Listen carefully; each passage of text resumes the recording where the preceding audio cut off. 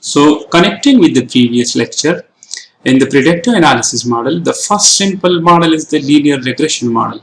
So you people already know linear regression model because I have already discussed that how you will calculate linear relationship between two variables. So simple linear regression that is why it is called simple linear regression, because there is only one dependent variable and one independent variable. So when the number of independent variable increase, then it is called multilinear regression equation. So linear regression equation basically mean the medical scientists use, different social scientists use in order to check the relationship between two variables. So if I give you a simple example of the ice cream sale, so the ice cream sale will be depending on the temperature. So in this example, temperature is an independent variable and the ice cream sale is a dependent variable. So the sale will be increased when the temperature is going up. When the summer season is going up, when the temperature centigrade is going up, the sale of ice cream will be going up. So in this case, there is a dependency of one variable on another variable.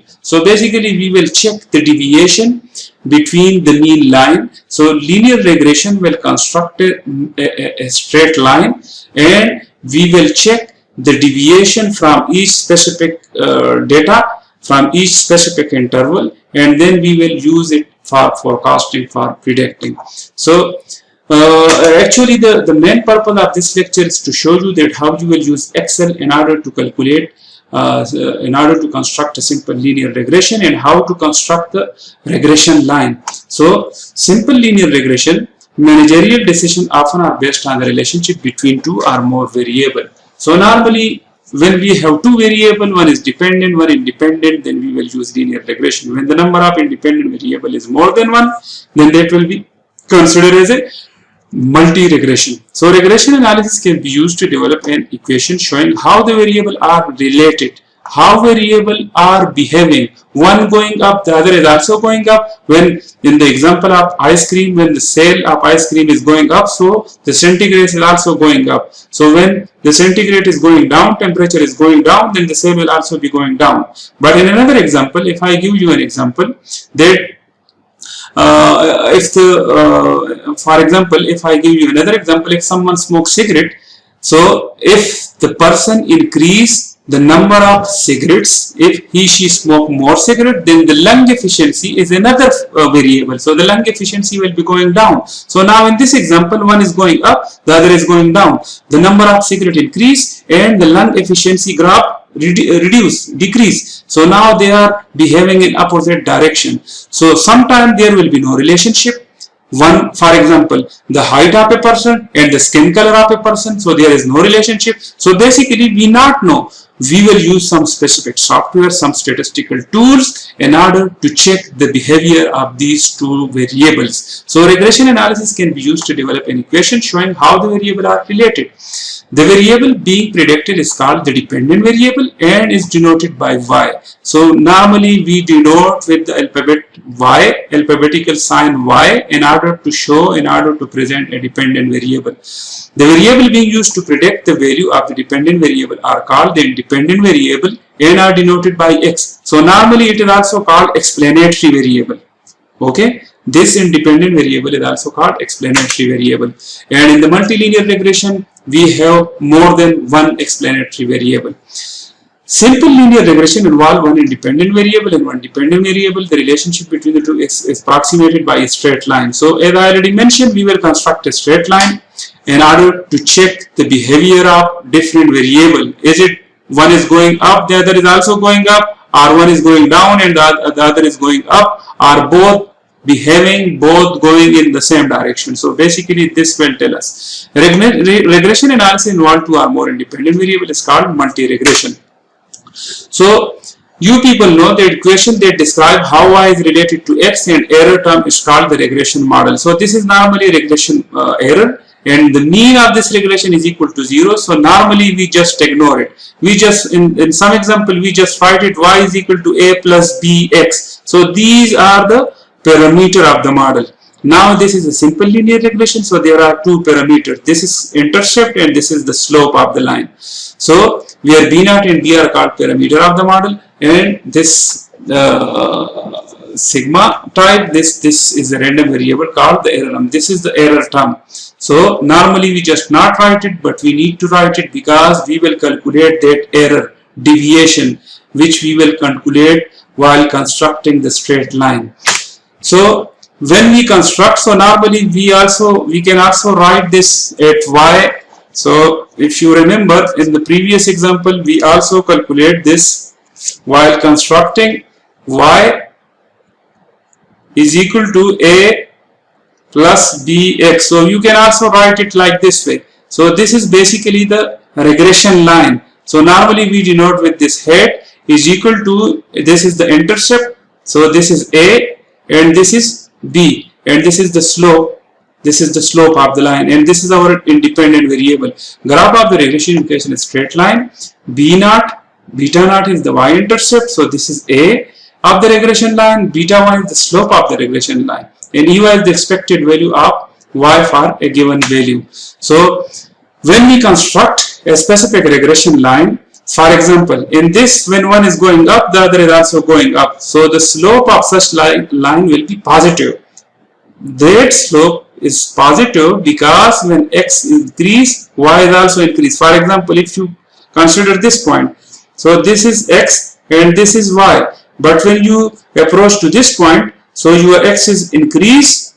On this side it's going up, but on this side y is going up. So this is positive slope. In this example, in the cigarette smoking example, so when a person increase the number of cigarette, so the number of cigarette smoking will be going up and the lungs efficiency will be going down. So the lung efficiency, let's suppose this is the lung efficiency and this x represent the number of cigarette which you smoke. So when you increase the number, when you reach at this point, so you increase the number of cigarette, you smoke too much cigarette, but your lung efficiency going down from this point to this point. So this is negative linear relationship, and the previous one was the positive linear relationship. Now this is the example in which I mentioned your height, a specific student height, and the student skin color. So skin color and the student height have no relationship. So there will be no relationship. You can see the slope of this will be equal to 0. So now basically we just constructed, but we need to use some statistical tools in order to know that how to calculate these slopes. So in the coming example, I will show you that how you will calculate these linear regression equation. So you can see that in this example, this x represents the time period and this is actual sale. So now in this example, actual sale is our dependent variable. Dependent variable depend on the time period. So time period is an explanatory variable which explain this actual sale, that a specific time period the sale was this, the sale was that. So in the previous lecture, in the forecasting lecture, we use these formulation, how to calculate A, which is intercept, and how to calculate B, which is slope. So you can also use this formulation, but this is a little bit difficult. And then when we calculate this, you can construct this regression line. So in this lecture, I'm just going to show you that how you will simply calculate linear regression equation. So first of all, you need to go to the ribbon, this, you need to check, you need to click the option. Then in the option, you need to go to the add-in. This is the add-in, Excel add-in, go.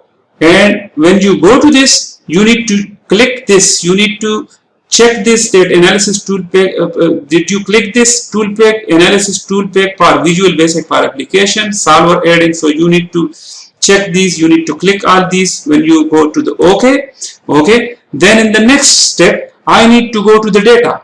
You can see the data, this is the data. Then in the next step, you need to go to the data analytics. This is data analytics. So when you click data analytics, you can see there are a lot of statistical packages, ANOVA single factor, ANOVA two factor. So because we are now going to conduct a regression analysis, so I'm going to conduct the regression analysis. Then in this, we need to choose, because this is input y range, this is dependent variable. So which one is the dependent variable? This one is the dependent variable. So I will check this, I will choose this. Then in the independent variable, this one is my independent variable. So you need to include these labels because these labels represent dependent and independent variable. When you click this, so you need to also click this labels because in the first row we also include the name of these variable. So this is y and this is x, so you need to click.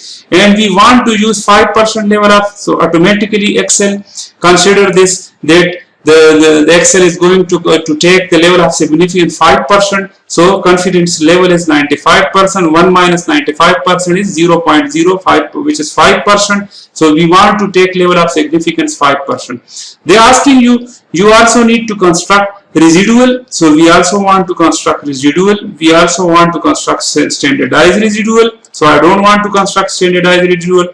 Do you want to construct a linear regression plot? So yes, I want to conduct. And in this output range, where you want to conduct the analysis. So I want to put my results at this, start from this. So when you click this, okay. So now you can see the regression analysis. You can see from this. This is my regression analysis. And this one is my regression plot.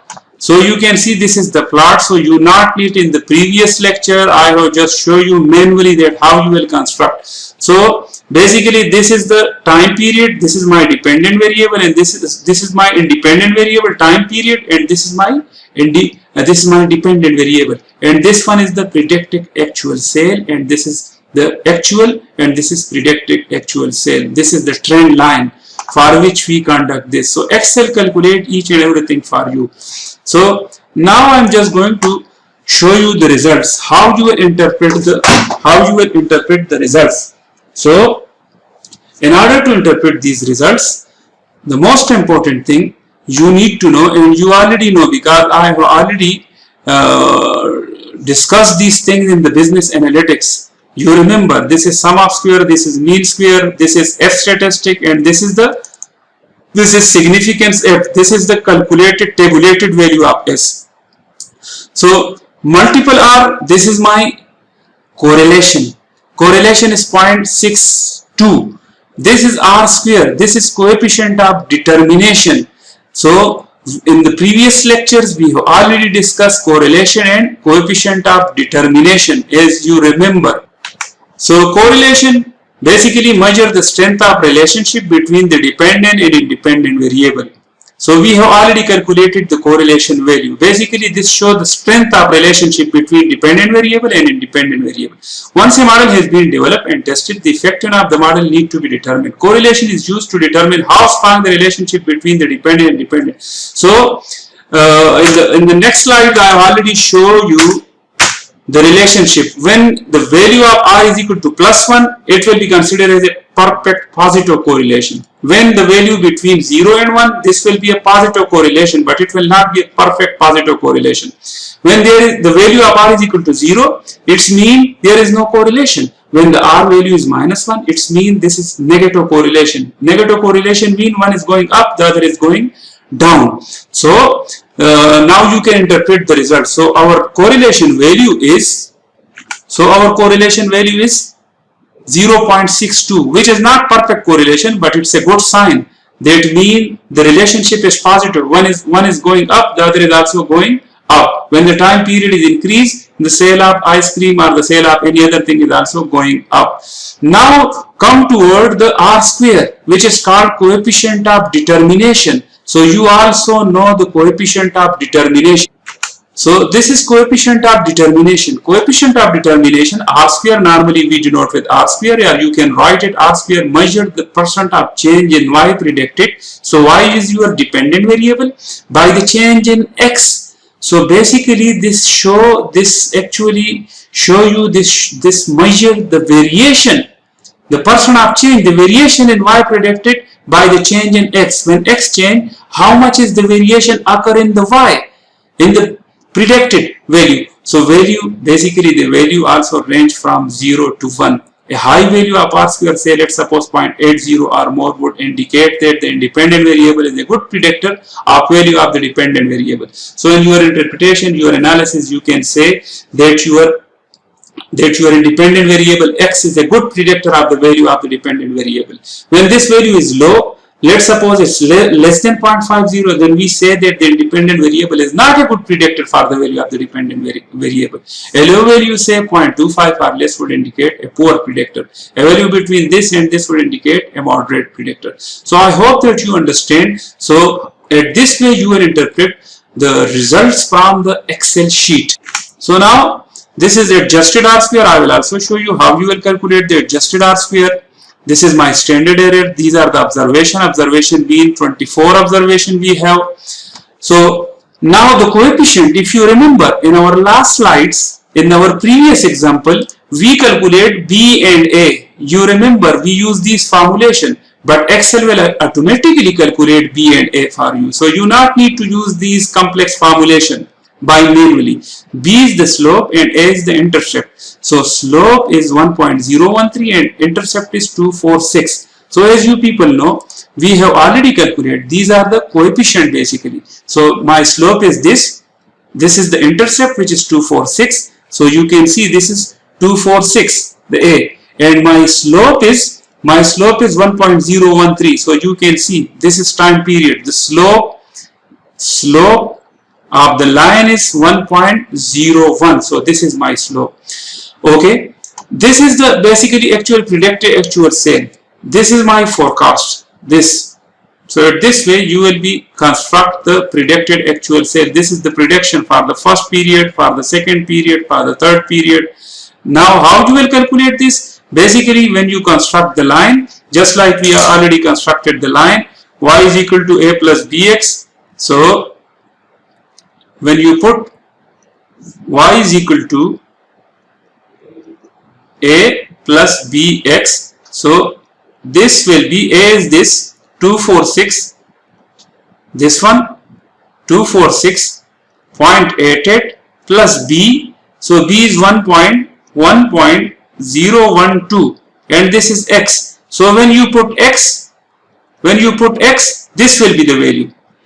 Now in this model, when you put x is equal to 2, so this will be the value. At this way you can calculate, you can forecast for all period, and on the basis of this you will construct this line. You will construct this linear time period line. So at this way you will interpret the result. Okay, I'm just going to draw some more results. Now this is F statistic and this is significance of F statistic and this is p value. So basically p value show you that when the p value is greater than level of significance. So in this case, when I start constructing this regression, I put my level of significance. My level of significance was 0. So my level of significance was 0.05. Okay. So now you need to check this value. This is very minute value. This is e power 26. It's mean after 26 0. 1.90 will be appear. So this is my p value for this. My p value is less than level of significance, and in this value, this p value is also less than significance. When p value is less than significance, then we reject the null hypothesis. And how we will write this null hypothesis? Null hypothesis will be, if I just write as null hypothesis, that slope, which is b will be equal to 0. Alternative will be b is not equal to 0. So now from these individual t statistic, this is t individual t statistic for each variable, for dependent variable and for independent variable. So in this case, H naught is rejected. Okay.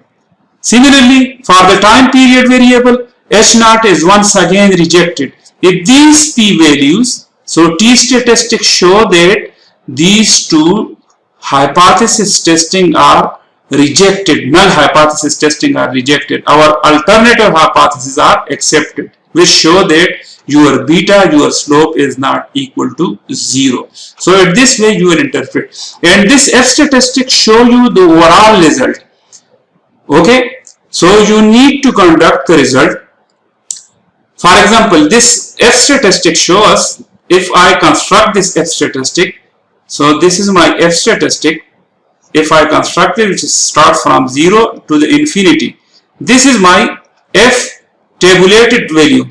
Okay, so f tabulated value is 0.00115. This one is the value 0.001537, and my critical values. So this is my accepted region and this is my rejected region. So my critical values lies in this region because the critical value is 13.92. So we will reject H naught. We will reject H naught. So we reject H naught. So therefore, then we check the individual. For each individual variable, we construct a t-statistic test. So t-statistic test also shows us that the p-value is less than the level of significance, or level of significance 0.05. So that is why we reject null hypothesis. So this is the interpretation. These are basically the coefficient. This is the standard error. Okay, the standard error. And this is t-statistic. These are the value of t-statistic and these are the p-values. So at this way, we will reject null hypothesis that our beta 1 or the slope is not equal to 0, but it's less than or it is greater than 0. So at this way, we will interpret the regression analysis result. So this is just a simple linear regression. In the next lecture, I will discuss a multilinear regression equation in which we will include some more explanatory variable, some more independent variable, and then we will interpret the result. Thank you so much.